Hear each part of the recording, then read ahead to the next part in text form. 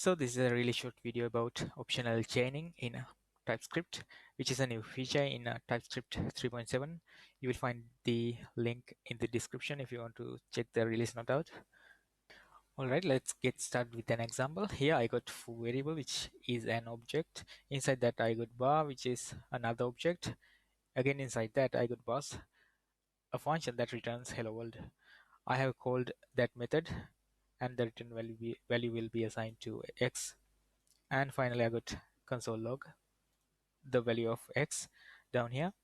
Now if I run this code, you can see I'm getting hello world as expected. Now let me comment these lines out. So think of a scenario where my object is an empty object. Now if I run this code, you can see I'm getting an error because bus is undefined. You can see it says cannot read property bus of undefined. Bar is undefined and I cannot access bus on that. Cool. Now let's see how we can handle this in the traditional way. I will uncomment these lines out. Here I'm using conditional operator to check if bar is null or undefined. You can see it here. If it is null or undefined, it's going to return undefined to this variable, or else it's going to call bus method and the return value will be assigned to x. If I run this, I will get undefined as expected. Let me uncomment these. Now I'm getting hello world, no errors. Now let's see how we can use optional chaining in TypeScript to reduce the number of lines we have to write. The syntax for optional chaining is question mark and a dot.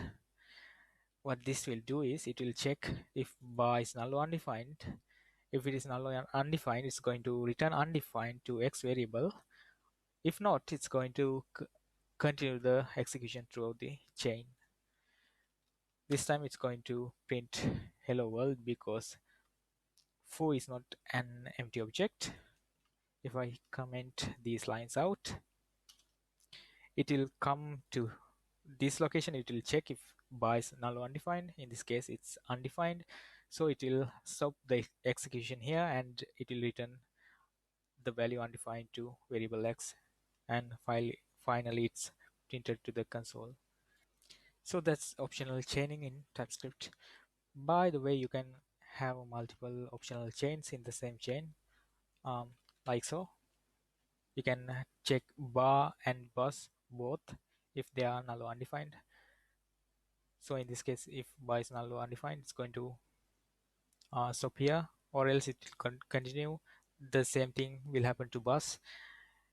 If the value of bus is not null or undefined, it will then only it will call ABC method. Cool. That's optional chaining in TypeScript. Have a nice day.